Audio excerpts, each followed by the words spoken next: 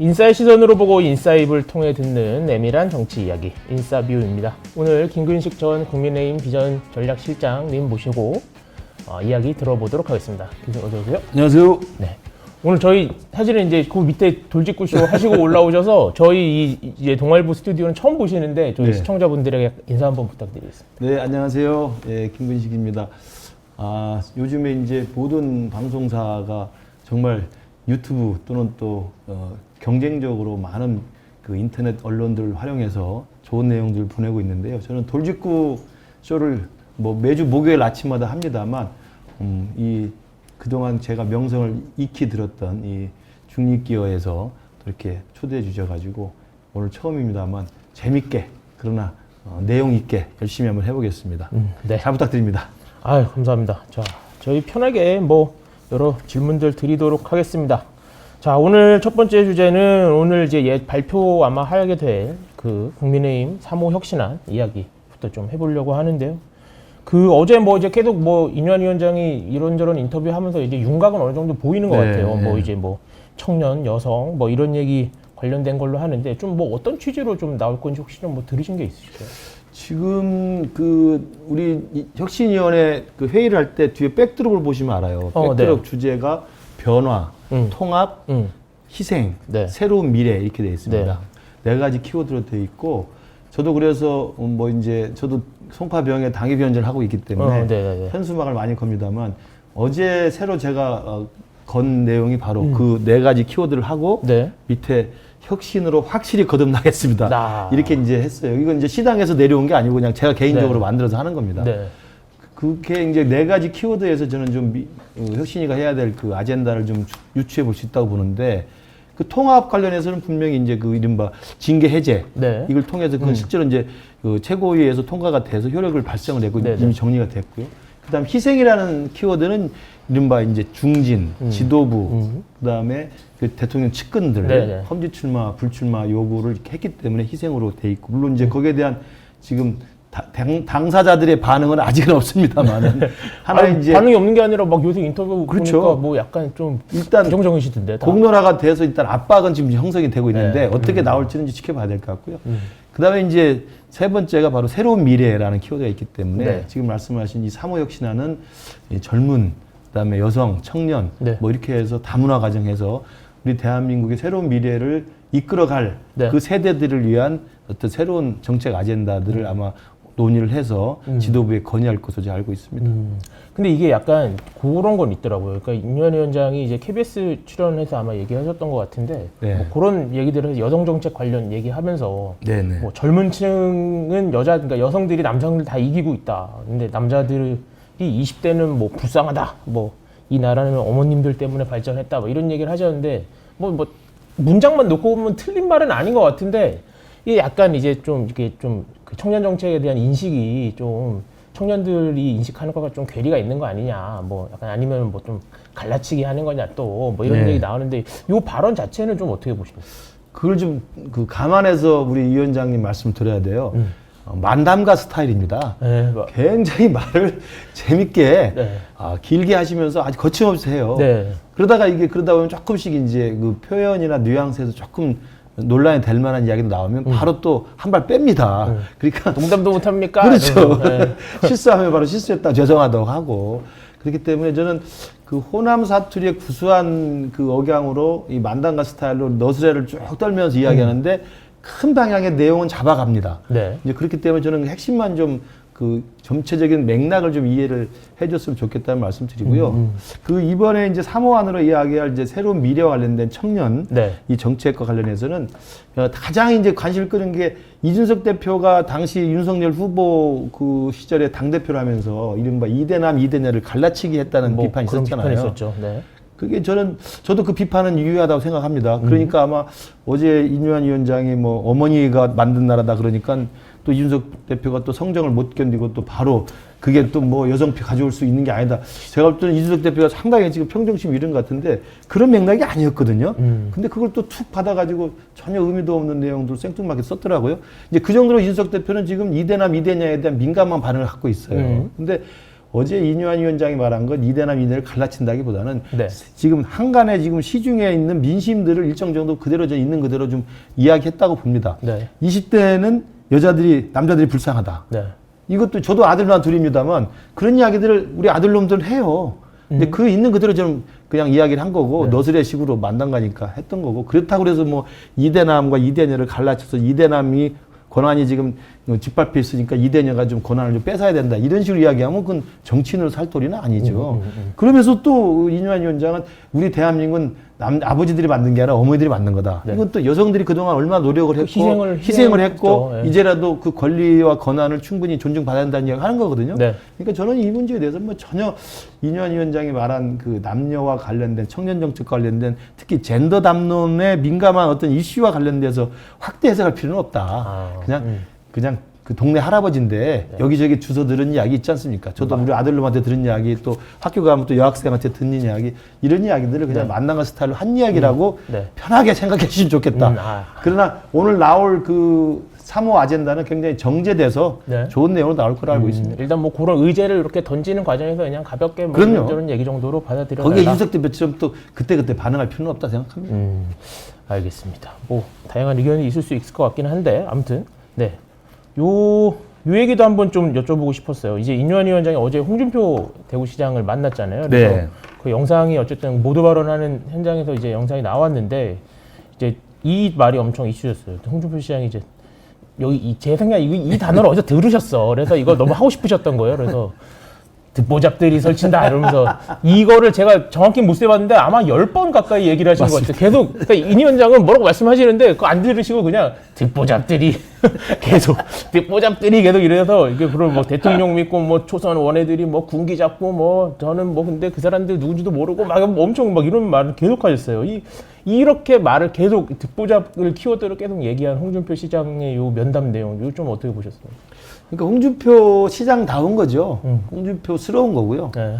홍준표답다라고 이야기할 수 있고 저는 그래도 홍준표 시장이 이분의 기본적인 마인드에 깔려있는 정서는 뭐냐면 내가 이 당의 주인이다. 네. 내가 이 당의 주류다. 주류라는 이야기 많이 쓰잖아요. 네. 네. 그리고 내가 이 당이 뭐 한 자릿수 지지율로 폭락했을 때 그래도 내가 이 당을 지켜왔고 지금까지 만들어 왔다. 네. 이런 자부심이 강한 자부심이 있으신 분이기 때문에 이 당의 중심으로서 이 당이 좀 잘못 가고 있거나 당이 좀 엉망으로 흐르는 것에 대해서는 뭐 그때 뭐 직설적으로 이야기를 하지 않습니까? 네. 그런 맥락에서 최근에 본인이 겪었던 이야기나 지금까지 이른바 윤핵관 사태 이후로 김기현 당대표 체제가 만들어지는 이 지경까지 그리고 개인과 관련해서 또 본인이 또 김기현 체제에서 또 상임 고문도 해촉당하고 또 징계도 받고 그랬잖아요. 네, 그렇죠. 제가 그런 개인적인 감정까지 섞어서 이게 내가 중심이고 내가 본류고 내가 핵심인데 이놈들이 어디 가짜는 듣보잡들에 나타나서 당을 지금 해치고 있다 이런 말씀이니까 이것도 그 나이 드신 노 정객이 만당가식으로 말했다고 생각하시면 됩니다. 크게 신경 안 쓰셔도 되고. 만당가식은 너무 여러 번 얘기하시던데. 그 복덕방에서 뭐 노인분들이 이런저런 이야기하면서 하시는 거랑 뭐가 다르겠습니까? 그러나 뼈 있는 이야기는 분명히 있죠. 네. 그래서 저는 이 부분도 이뇨한 위원장이 또 세게 들을 이야기 세게 듣고 그다음에 제가 좀 그 유의미하게 봤던 대목은 이미 이뇨한 위원장은 이제 그 영남 중진들 그다음 당 지도부 윤핵관들은 좀 결단해라라고 이야기했는데 그걸 충분히 받아서 홍준표 시장이 맞다. 그건 혁신이가 훨씬 더 그걸 잘해야 되고 혁신이가 그거 못하면 돌아가야 된다. 지금 빨리 그 핵관들이나 이 당 지도부는 결단을 내려서 화답해야 된다 이런 이야기 많이 해줬잖아요. 그러니까 듣보잡이라는 표현으로 뭐 당을 막 비난한 건 비난한 거고 그러나 이 당이 지금 어떻게 가야만 살 수 있는지에 대해서는 혁신의 큰 방향과는 좀 다르지 않다고 봅니다. 오히려 힘을 실어줬다고 생각을 해요. 오히려 힘을 실어준 걸 수 그렇죠. 있다. 왜냐하면 당 중진들이나 영남 다선 의원들이나 윤핵관들에 대해서 결단하라는 이야기를 계속 하고 있는 것이고 심지어 이제 그 오기 전에 만났던 김종인 전 비대위원장도 김종인 위원장도 사실은 이뇨한 위원장 처음 임명됐을 때 굉장히 반발했잖아요. 이건 뭐 나라가 당이 망하려고 하나 뭐 그렇게 얘기했어요. 이렇게까지 했는데도 또 찾아오면 만나고 또 그 긍정적인 이야기를 해주고 그 김종인 위원장이 한 이야기도 대통령이 혁신에 힘을 실어줘야 된다. 그렇죠. 혁신 잘하고 있다. 그러니까 힘을 받으려면 대통령이 힘을 실어야 된다. 이런 이야기를 하고 있어서 저는 그 인요한, 김종인, 홍준표 각각이 다 내놓으라는 그 다 강한 분들이지만 이분들이 다 일치하고 있는 방향이 있다. 이제 내년 총선에서 우리 당이 승리하기 위해서는 영남 다선 당 지도부 윤핵관들은 결단해야 된다. 이 부분에 대한 희생이라고 한 잠깐 말씀드린 네. 그 백드롭에 있는 그 주제 희생. 이 부분에 대해서 지금 결단을 압박하고 있는 게 아닌가. 네. 거기 이준석 대표만 지금 만나지도 않고 계속 의장 놓고 말도 안 되는. 그게 당에 대한 저는 애정이 없다고 봐요. 네. 홍준표 시장이나 이 김종인 위원장 같은 경우는 당에 대한 애정이 최소한 있습니다. 네. 저희 사실 2부에 여쭤보려고 하긴 2부를 두 번째 주에 때 여쭤보려고 하긴 했는데 요새 이제 교수님이 많이 이제 이렇게 미디어나 아니면 많이 뵌 분들은 굉장히 이제 합리적이시고 이렇게 당에 쓴소리도 해주시고 이렇게 하시는 모습으로 많이 기억을 하고 있는데 요즘 들어 이제 특정 이제 정치인에 대해서 굉장히 이제 강도 높게 이렇게 비판을 하시다 보니까 왜 갑자기 이러는 걸까? 왜 그러시냐? 너무 갑자기 안 그러시던 분이 왜 이러십니까? 이런 반응들이 많습니다. 사실은 제가 이게 참 여쭤보는 게 좀 예의가 아닌 것 같기도 한데 그래도 이렇게 좀 뭔가 이렇게 왜 이렇게 많이 화가 나셨는지. 오히려 이제 그 공중파나 이런 데서 정색으로 하면 제가 이런 이야기를 답하기도 어려운데 이렇게 기회를 주시기 좀 편하게 말씀을 좀 드려볼게요. 이준석 대표하고 저하고는 그 안철수 이준석 사이의 악연의 한 중간에 있었던 2018년 노원병 보궐선거 공천에서 일단 한번 싸웠었어요. 그때 안철수 대표는 이제 그때 서울시장 후보로 나갔기 때문에 저를 거기에 보궐선거 후보로 밀었고 먼저 노원병에서 당협위원장을 하던 이준석 대표는 무슨 소리냐 못 나간다 해서 이제 갈등이 있었고 근데 그때도 제가 그때 노원을 좀 돌아다니면서 좀 지지를 좀 얻으려고 이렇게 하는 것을 그때 뭐 뒤에 사람까지 붙여서 몰래 촬영해서 그 이상한 인터넷 매체에 흘리고 그러면서 굉장히 까탈스럽게 그것도 그 어린아이처럼 하더라고요. 그러니까 너무 이걸 뭐 그 이슈를 만들어가지고 그것도 메인 무슨 언론에 나오는 게 아니고 그냥 하는 거예요. 그냥. 근데 요즘은 뭐 포털에 다 뜨니까. 그럼 안철수도 힘들고 저도 힘들고 그래서 결국은 그래 알았다 그러고 그냥 포기했어요. 그리고 이준석 대표가 공천받아 나갔지 않습니까? 그러니까 그때도 보면 참 어린아이답다. 그러니까 애 같다는 생각이 들고 참 그 뭐라고 할까요? 그 자기한테 주는 어떤 불이익이나 손해에 대해서는 절대 못 참는 성격인 것 같더라고요. 그랬는데 이제 그 다음에 이제 그건 뭐 그 인연으로 끝났고, 그는 어쨌든 바른미래당 같이 하고 있었고, 그러다가 국민의힘 당대표가 됐잖아요. 그때 30대 영선으로 얼마나 많은 기대를 가졌고, 저도 굉장히 신문 막 일본에 나오고 좋아했고, 그다음 우리 당협에도 제가 다 모아놓고 꼭 이준석을 찍어야 된다 해서 했었어요. 나경원 누님한테 제가 미안하지만. 그런데 어쨌든 이준석 대표가 됐고, 저도 그래서 그때는 여러 가지 조언도 하고 정말 잘해야 된다 했죠. 그때는 굉장히 잘 지냈고, 그러다가 이제 그 윤석열 후보 선대위 때 과정에서 이준석 대표가 이제 2번 가출하지 않습니까? 그때도 사실은 제가 뒷이야기입니다만 제가 윤석열 후보하고 그 이준석 대표 화해시키려고 또 마크에서 노력도 많이 했어요. 둘 다 성격이 간단치 않은 분들이라 쉽지가 않은데 어찌됐든 하려다가 잘 안 되고 뭐 그랬어요. 그러다가 결국은 이제 2번 가출하다 돌아오고 결국은 이제 대선에서 이겨야 되기 때문에 윤석열 당시 후보가 이제 끌어안고 해서 겨우겨우 우리가 24만 표 차로 이기지 않았습니까? 그랬으면 저는 윤 대통령도 그걸 이겼으니까 끌어안고 갔으면 되는데 뭐 아무튼 체리 따봉 사건이 나고 뭐 이러면서 내부 총질 이야기 나오면서 결국 이제 징계로 밀어낸 거 아니겠습니까? 그때도 제가 그랬어요. 준석이한테. 1차 징계가 났을 때 그 징계를 이유로 해가지고 비대위를 만들어서 주호영 비대위가 떴잖아요. 그때 주호영 비대위가 떴을 때 이준석 대표가 주호영 비대위 그 가처분 신청을 냈습니다. 이건 효력이 없다. 그래서 효력정지 가처분 신청을 냈고 그때는 1심 처음에는 그 효력정지 가처분 신청 인용이 됐어요. 그래서 주호영 비대위가 중도 탈락했습니다. 그때 제가 방송에서도 했고 준석이한테 이야기했습니다만 이제 신촌에서 만나서 둘이 만나서 이야기했지만 이제 네가 정치적으로 이겼다. 너의 억울함을 그래도 법원이 판단해 준 거고 국민들이 다 이해한다. 무리해서 당대표를 쫓아냈다는 것이 확정된 만큼 그러나 이것이 분란이 커지면 당이 너무 소모적으로 가고 대통령의 뜻이 확고하다고 한다면 이건 끝없는 싸움으로 간다. 그렇기 때문에 내가 볼 때는 정치적으로 승리했다는 것을 간단히 밝히고 어디 1년 정도 미국에 유학을 가거나 잠시 좀 쉬어라. 그래서 그때 제가 묵언하라고 하고 지방을 그래서 그때는 처음에 제 말 들었어요. 알겠다고 하고 한 달 정도는 인터뷰도 안 하고 언론에 안 나타나고 지방을 돌더라고요. 그러더니 결국 또 튀어나오더라고요. 제가 볼 때는 이제 이준석 대표가 아직도 좀 어리다. 네. 그다음에 정치적 내공이 짧다. 정치를 잘못 배웠다고 제가 한탄하는 게 그때 그 이야기를 들었으면 DJ, YS 뭐 이런 노무현 정도의 이명박 정도의 큰 정치인이 될 생각에 이준석이 있으면 행보 하나하나를 그 진퇴를 결정할 때 잘 결정해야 됩니다. 여러분도 생각해 보세요. 그때 주호영 비대위가 잘리고 이준석이 승리했을 때 국민들 앞에 정말 제가 이렇게 돼서 참 다행으로 생각합니다. 그러나 나로 인해서 이 당이 너무 혼란스럽고 분열로 가면 대통령과 각을 세우면 지금 집권 초반인데 네. 어떻게 될까? 이건 문제가 심각해진다. 내가 일단은 모든 걸 접고 빠지겠습니다. 네. 라고 1년 정도 가 있었다면 그리고 금년쯤 와봤다고 생각해 보세요. 강서구청장 패배 이후에 우리 국민이고 우리 당원이 제일 먼저 찾는 사람이 누구겠어요? 이준석이 돌아오라고 그러죠.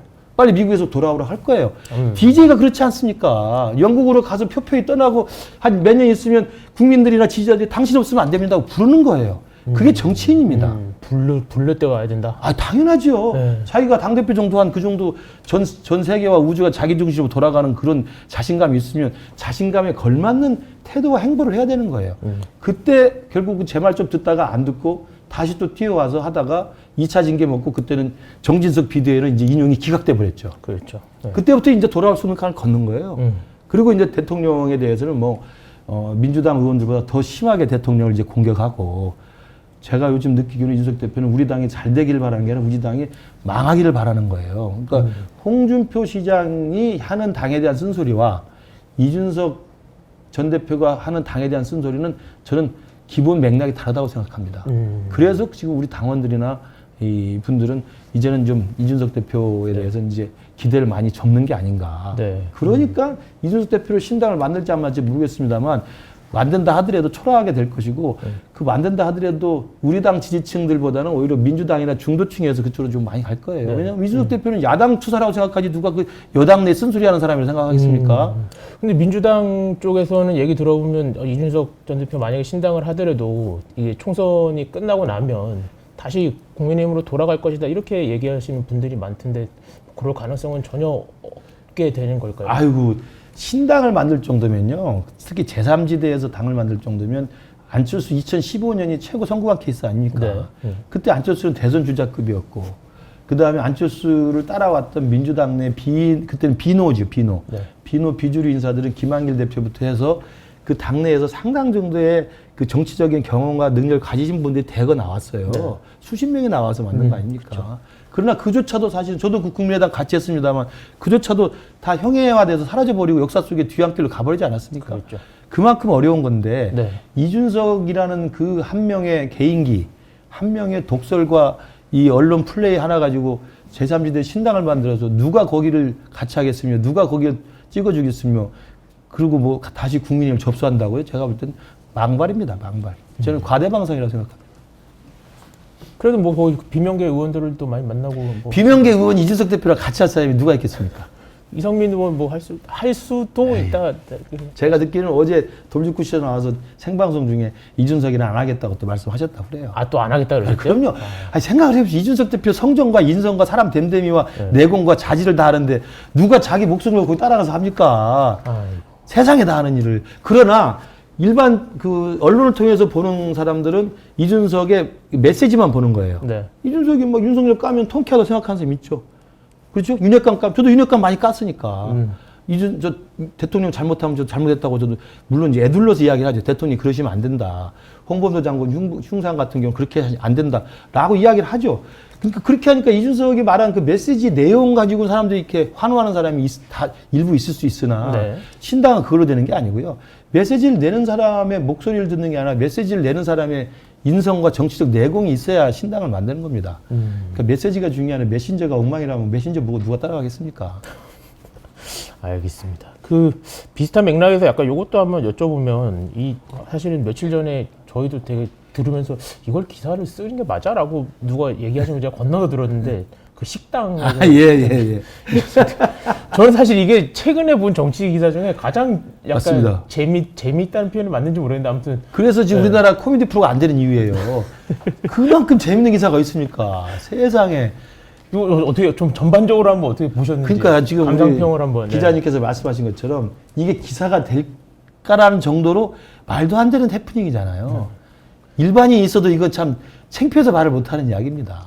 만약에 기자들이랑 같이 식사를 하는 자리가 아니었으면 제가 봤을 때는 그냥 이렇게 저기 몇몇 정보 보고 정도 올라가서 그렇죠. 기사 쓰지 않았을 수도 있어요. 그렇죠. 근데 기자들이니까 다 알죠. 뭐. 어쩔 수가 없는 거예요. 그렇죠. 그러니까 저는 뭐 두 분이 그렇게 하니까 뭐 누구 편을 들거나 뭐 할 건 아니라 안철수 대표도 굉장히 그 자기 자신에 대한 확신이 강한 분입니다. 저도 안철수 대표도 일을 같이 해봤고 이준석 대표도 같이 해봤습니다만 둘이 이렇게 부딪힐 수밖에 없어요. 부딪힐 수밖에 없는 성격인데 저는 그러니까 제가 왜 이준석을 계속 까냐면 뭐 잘 못되길 바라는 게 아니라 비판하냐면 왜 못되길 바라는 게 아니라 일단 사람이 돼야 됩니다. 제가 지금 정치판에서 지금 뭐 배지도 못 달고 계속 고생하고 있습니다만 사람 되기를 포기하면서까지 배지 달고 싶지 않아요. 저는 기본이 돼야 됩니다. 기본이 되는 사람들이 여당에도 있고 야당에도 있어야 정치가 복원되고 정상화되는데 사람이 덜 되면요 아무리 말을 번지르하게 하면 뭐 조국 보세요 조국 말을 하면 입만 열면 청산유수죠. 그러나 그 본인 행동이 어떻고 본인 사람됨이 어떻습니까? 그러면 정치를 피폐화시키는 거거든요. 저는 그래서 이준석 대표는 사람이 되지 않을 것 같아서 제가 비판을 하는 거고요. 그래도 좀 애정 어린 좀 이렇게. 그거 제가 애정 어린 그때 했잖아요. 그때 처음에 1차 인용됐을 때 비대위가 무효라고 인용됐을 때 툴툴 털고 좀 뒤로 빠지면서 침묵하면서 기다릴 줄 아는 것도 정치인이에요. 그걸 도저히 못해. 그건 제가 볼 때 태생적인 것 같아요. 못 견뎌요. 이게 컴퓨터 공학하고 게임에서 그런지 모르겠지만 모든 걸 게임으로 생각하는 겁니다. 자기에 대해서 누가 비판하면 그걸 못 참고 한시도 가만히 있지 못하고 저는 24시간 핸드폰으로 좀 자기 기사만 검색한다고 봐요. 누가요? 이준석 대표가. 그런 비슷한 사람이 몇 명 있습니다만 어찌됐든 그런 식의 이 성정과 인성과 내공을 가져서는 절대 정치 지도자가 되지 못합니다. 이제 그런 말씀 드리고 이 그 식당 건은 둘 다 똑같은 뭐 객기 놓기를 할 수 있지만 어찌됐든 이준석 대표가 심했죠. 왜냐하면 옆에 안철수가 있다는 걸 모르고 가졌던 거 아닙니까? 그렇죠. 예. 그리고 안철수도 뒤에 이준석 있다는 걸 모르고 이야기한 거 아니에요? 예. 그러면 모르는 상태에서 뭐 그 이야기를 얼마든지 할 수 있는 거 아닙니까? 그러면은 제가 이준석이라면 제가 또 이준석한테 만약에 애정 어린 조언을 한다면 그 당시에 어떻게 했어야 되냐? 저 같으면 그렇게 해요. 한참 듣다가 좀 심하면 문을 열고 나 바로 옆방이잖아요. 똑똑하고 그럼 문 열 거 아니에요. 아이고 대표님 여기 식사하시네요. 반가워요. 잘 계셨죠? 그렇게 해보세요. 그럼 안철수가 옆에 옆방에 있다가 온 거 아니까 얼마나 민망하겠어요. 그렇죠. 그게 정치의 그게 품격이고 그게 A예요. 그렇게 하는 거 아닙니까? 그런 상식적인 조차도 못하고 툭툭 대면서 안철수 씨! 이게 무슨 개판입니까? 그러니까 나는 인간이 덜 된 거예요. 아니 정치를 한 사람이고 여당의 당대표를 했고 지가 신당을 만든다는 정도로 할 사람이면 지금 제가 볼 때 따라다니는 사람 펜코에 한 100명 정도밖에 안 돼요. 그것도 졸졸 따라다니는 게 아니라 많긴 많더라고요. 뭐 말은 한 명이 계좌를 10개씩 갖고 있는 사람들이에요 다. 제 페북 가서 그래서 하는 거 보니까 알겠더라고. 그러니까 그 사람들 데리고 무슨 장난을 치려고 그러겠어요. 그러면 제가 볼 때 가장 상식적이고 합리적인 정치인의 태도는 정말 듣기 힘든 자기 욕이면 가서 똑똑 안녕하세요. 저 오랜만에 뵙습니다. 잘 계시죠? 아유 뭐 요즘 뭐 그렇긴 한데 뭐 잘하겠습니다. 라고 해보세요. 그러면 안철수가 얼마나 민망하겠어요. 근데 그렇지 않고 고함을 치고 3번이나 안철수 씨 그것도 미스터 린턴 안철수 씨 이게 무슨 짓입니까? 저는 그리고 이게 또 하나 중요한 게 왜 이 사람이 사람 됨됨이를 드러낸 거냐면요. 부산 사건은 달라요. 부산 사건은 예고된 자리잖아요. 그리고 공개 행사는 그렇죠. 있었죠. 공개 장소죠. 그리고 공개적인 대응이에요. 근데 이뉴환이 일단 기사에 나서 이뉴환 찾아온 거 아닙니까? 그러면 이준석 입장에서는 의도된 영어 문전박대를 한 겁니다. 자기 나름대로는. 그러나 이제 그 의도된 문전박대라는 그 정치적 결정 태도조차도 우리가 욕을 하는 거죠. 그 심했다라고 비난을 받는 거잖아요. 그럼 어쨌든 그건 공개된 장소에서 공개된 자리에서 의도된 계산해서 이루어진 행동입니다. 그러나 여의도 사건은 전혀 달라요. 우연한 장소잖아요. 전혀 예상치 못한 만남이었죠. 그리고 사적인 장소죠. 무의식적으로 튀어나온 본인의 행동입니다. 이건 뭐야? 미천을 드러낸 거예요. 다른 겁니다. 계산하지 않고 원래 사람 됨됨이가 쑥 드러난 겁니다. 이건 그냥 바닥을 보인 거라고 봐야죠. 저는 그래서 우리 와이프가 이제 제가 정치합니다만 그냥 정치에 관심이 많지 않은 그냥 평범한 가정주부인데 우리 와이프가 그러더라고요. 여의도 사건 딱 기사 보고 여보 이제 이준석 그만 비판하세요. 그냥 이건 국민들한테 다 끝난 겁니다. 국민의힘을 또 아끼는 이제 저기 지지자들은 또 이렇게 그만해 주시기 바라실 수도 있죠. 저는 이제 그만할게요. 여기서 중립계에서만 하고. 아니 물어보니까 제가 대답 드리는 거죠. 네, 알겠습니다. 제가 더 해서 뭐 하겠습니까? 제가 솔직히 궁금해서 제가 궁금해서 사실 여쭤봤습니다. 예. 뭐 국민의힘을 이제 지지하시는 분들 입장에서는 뭐 이렇게 당이 화합하는 걸 또 원하실 테니까. 지금 이준석 대표를 끌어안고서 얼마나 더 했습니까, 우리가. 지금 하태경 의원이나 몇몇 분들, 저도 개인적으로는, 저도 송파병에서 뛰고 있기 때문에 이준석이 나가가지고 한 2%라도 갉아먹으면요, 저희 치명적이에요. 압니다. 진짜 돌아와서 같이 하고 싶죠. 지금이라도 풀고 하고 싶죠. 근데 이미 다 아시잖아요. 이준석 대표는 마음은 이미 떠나 있습니다. 백약이 무효고, 딱 하나 대통령이 직접 가서 무릎 꿇고 사과하기 전에는 안 올 거예요. 무릎은 안 꿇더라도 뭐 만난다 뭐 이러면 될까요? 안 이끌려. 만나서도 또 뭐 이렇게 뭐 어깨 치고 그러고 또 싫어할 걸. 또 그럼 윤석열 씨! 또 이럴 걸 아마. 그러면 성종이 그렇잖아요. 그러진 않겠죠. 설마. 그러지 않기는요. 그럴 사람입니다. 에이, 그러진 않겠죠. 하나를 보면 열을 알죠. 그러니까 저희 당은 정말 이준석 대표가 청년의 그 대표성을 얼마나 가지고 있는지 모르겠습니다만은 네. 제가 볼 때는 또 과대 그 반영된 것도 있습니다만 별거 아닌데 그래도 우리랑 같이 하는 게 떨어져 나가는 것보다 낫죠. 같이 하면 좋은데 가서 징계 취소라는 게 이뇨한 위원장을 이렇게 문전박대하면서 당신은 그럴 자격이 없다. 환자는 용산에 있으니까 당에다가 쓴약 주지 말고 용산 누구한테 쓴약 주라 그러는데 아니 징계 취소라는 게 뭡니까? 그 정치적 의미가 그 잘못된 시작의 출발점을 원점으로 돌려놓겠다는 거 아니에요? 네. 대통령이 잘못했고 대통령이 핵관들 앞세워서 자기를 쫓아냈고 다 맞는 말이잖아요. 저도 동의합니다. 그러면 그걸 되돌려놓기 위해서 징계 취소하면 일단 첫 걸음을 내던 걸로는 이 정도면 제가 충분히 이제 이해하겠습니다. 앞으로 더 잘해주세요. 라고 할 수 있는 거 아닙니까? 네. 그걸 갖다가 너는 안 되는 놈이고 대통령이 직접 사과하지만 안 되고 이렇게 말하는 건 이미 당신들이 무슨 짓을 해도 자기는 구실을 삼아서 나가겠다는 것밖에 설명이 안 되죠. 알겠습니다. 김종인 홍준표도 막 욕하다가도 오면 만나주잖아요. 그게 예의고 품격이고 당에 대한 애정이죠. 알겠습니다. 사실 여쭤보고 싶은 건 더 많은데 다른 얘기도 또 이제 여쭤봐야 돼요. 네. 예. 총선 얘기 마저 조금 여쭤보면 이게 이제 아까 이제 희생 얘기도 해주셨는데 이뇨한 위원장 같은 경우는 뭐 그런 말씀도 하셨어요. 김기현, 장제원, 권성동 중 한두 명만 결단을 하면 따라올 것이다. 그러니까 어쨌든 뭐 희생, 아까 말씀하신 키워드 희생에 약간 스타트를 누군가 좀 끊어줘야 된다.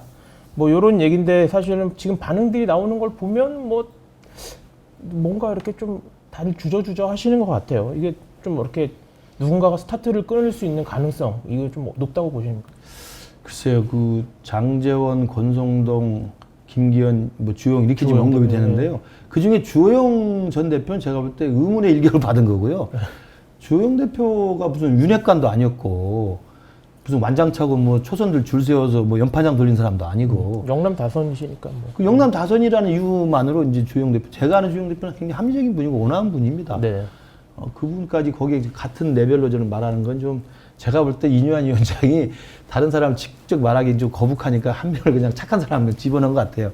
그래서 주호영 대표는 당연히 거기에 저는 어떤 압박을 받을 만한 분은 아니라고 보고요. 네. 김기현 대표하고 장제원 의원 같은 경우 사실은 저는 상징성이 있다고 생각합니다. 네. 그러니까 지금 영남 중진, 영남 다선 당 지도부 핵관들 이렇게 이야기하면 20-30명 된다고 합니다만 그걸 어떻게 다 불출마, 험지출마합니까? 그건 불가능한 이야기예요. 그리고 실제로 그분들이 서로 와서 아무도 몰라요, 그 누군지.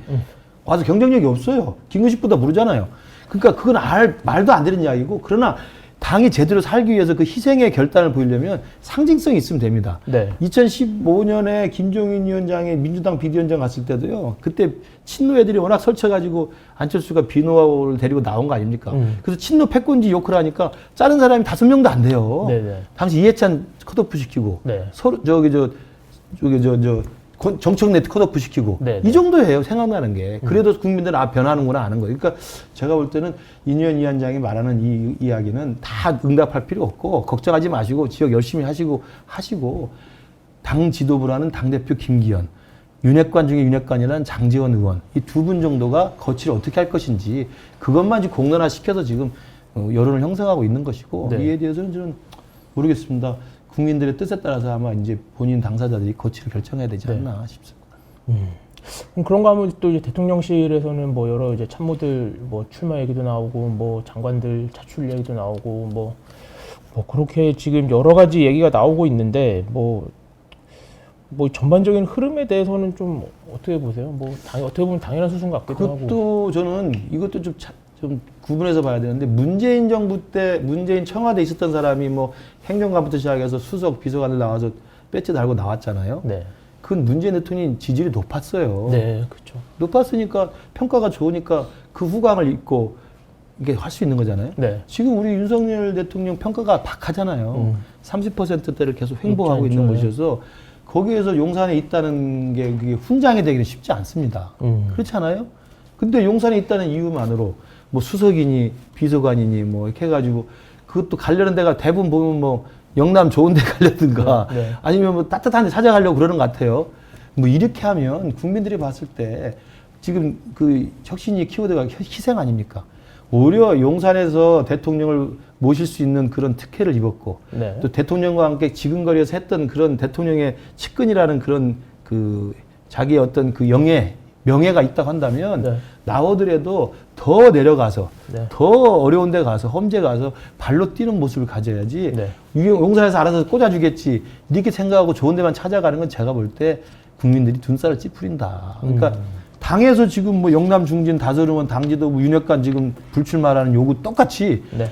용산에서 대통령 옆에서 그 혜택을 보거나 그런 명예로운 영광을 가졌던 사람들도 사실은 험지 출마가 저는 기본이라고 봅니다. 네. 그러니까 지금 뭐 몇몇 분을 거론할 수는 없습니다만 그런 분들이 오히려 편안한데 가서 공천만 받으면 당선 가능한 데보다 공천 경쟁에도 진짜 물 밑에서부터 열심히 발을 부르트도 뛰어야 되고 네. 대통령이 이야기했지 않습니까? 전략공천 전혀 없다. 네. 용산 출신이라고 그래서 그다음에 용산 출신 나갈 때는 그래도 예우상 한 등급 올려주고 나가거든요. 행정관이면 선임행정관 발령 내주고 나가는데 그것도 없다고 했어요. 그러니까 알아서 열심히 뛰어라는 거예요. 그럼 그런 자세를 해야죠. 그러니까 용산도 저는 그 당의 지금 중진들이나 윤핵관들 험비 출마처럼 용산도 그런 희생의 자세로 뛰어야 된다. 네. 그렇게 하는 것이 당을 돕는 것이다 생각합니다.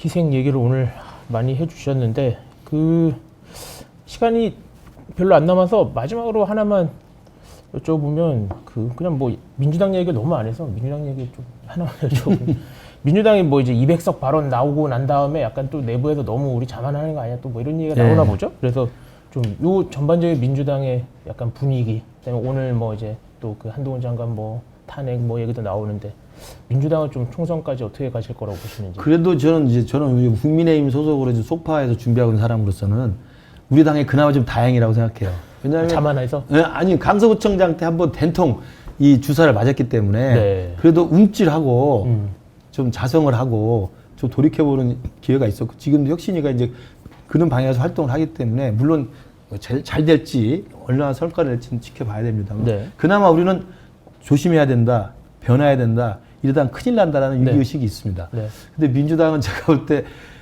이재명 대표 그 구속영장 기각 이후에 이재명 체제가 뭐 견고해지고 그러다 보니까 친명파리가 대세가 돼버렸잖아요. 제가 볼 때 한 번도 친명이었다고 생각되지 않는 분들이 다 나서서 줄 서가지고 친명파리 하고 있습니다. 그리고 그 이전에 있었던 비명계 몇몇 분, 이제 도저히 가능성이 없는 비명계 몇몇 분 빼고는 그 중간지대에 있었던 사람이 다 이제 친명에 줄 서가지고 그 이재명 대표에게 잘 보이려고 하고 있고, 그러니까 지금 뭐 구속영장 기각 이후에 좀 이재명 대표의 리더십이 너무 기고만장해지고, 네. 그 기고만장해진 야당 대표의 공천권에 너무 지금 숨죽이고 납작 엎드려 있는 상황이어서 네. 저는 민주당이 그 중간에 이 부분에 대한 된통 큰 그 반성이나 회초리가 없는 한 저렇게 오만하게 가서는 저는 선거해볼 만하다고 생각합니다. 악재가 될 것이다. 예. 저렇게 200석 이야기하는 것도 그렇고 지금 탄핵 남발하는 것도 마찬가지죠. 탄핵이라는 건요, 분명히 이야기지만 법률상, 헌법상 명백한 위반 사유가 있어야 되는 것이고요. 그러나 이제 어제 고민정 의원도 이야기하고 지금 민주당 내 의원들 이야기 뭐냐면, 아, 그래. 헌법재판소 가서 인용 안 될 거 알아. 알면서 내지르는데 자기들도 그렇게 이야기하더라고요. 아, 그래도 직무정지 시킬 수 있지 않느냐. 이건 보복이에요, 보복. 아니, 헌법상으로 있는 탄핵, 입법부의 탄핵권이라는 게 마음에 안 든다고 저럼 직무정지 시키라고 하는 게 아니잖아요. 네, 그렇죠. 근데 직무정지만 시켜도 다행이라고 하고 이동관 탄핵하겠다는 겁니다. 아니, 공개적으로 인터뷰에서 이야기하더라고요. 제가 깜짝 놀랐어요. 그게 탄핵의 남발입니다. 그게 권한의 남용입니다. 탄핵이란 건 법률과 헌법을 위반해서 헌법재판소 가서도 분명히 자기가 이길 거라고 생각해서 인용이 될 거라고 생각해서 탄핵을 밀어붙이는 거지 안 될 건 아는데 어쨌든 탄핵이 통과되면 6개월은 이놈이 식물이 되니까 방송통신위원장으로서는 역할을 못할 것이다. 그걸로 해서 총선까지 어떻게 방송 장악을 해보자. 이런 생각을 하면 그건 너무나 나간 거죠. 그게 정말 그 180석 가까운 친야권의 그런 무리한 거대 야당의 근육질 자랑입니다. 네. 완력 자랑이고. 네. 그게 결국 돌아오면 회초리를 맞게 돼 있습니다. 알겠습니다. 총선 관련돼서 뭐 이런저런 전망들 많이 해주셨는데 뭐 어떤 식으로 흘러갈지 한번 같이 지켜보도록 하고요. 오늘 말씀을 이런저런 말씀을 많이 해주셨는데 예, 사실은 뭐 이제 이준석 대표 지지하는 분들은 뭐 이렇게 비판도 많이 해주시고 그러는데 예, 요거 출연해 뭐 약간 소감과 함께 약간 저희 시청자분들한테 약간 하시고 싶으신 거. 예, 뭐 모르겠습니다. 뭐 저의 지금까지 정치적 행보에 대해서 평가하는 분은 다르겠습니다만 저는 단언컨대 제 스스로 창피하게 살지는 않았습니다. 올바른 선택을 위해서 항상 저는 고민해서 했다는 말씀 드리고 정치는 아무리 미국 대통령자에서 미국 정치가 개판이고 우리 강성 팬덤들에 의해서 우리 당 정치가 개판이라 하지만 그래도 품격과 합리와 예의가 있는 그리고 내공이 있는 사람들이 모여서 민심을 논하고 국정을 논하는 게 정치입니다.